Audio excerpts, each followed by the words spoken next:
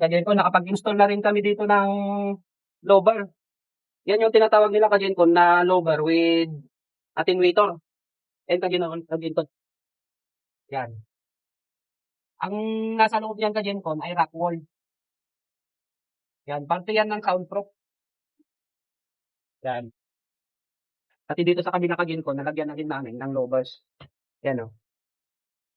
Lowers with attenuator yan Kagencon. Para hindi gaanong maingay pag nasa labas ka yung generator.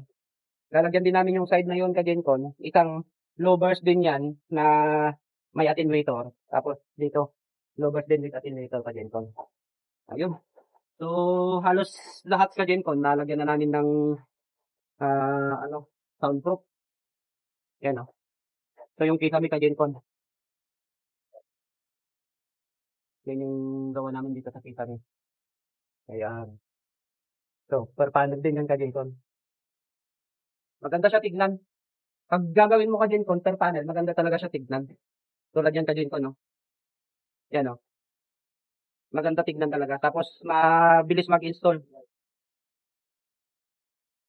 Hindi namin ginagawang isang buo.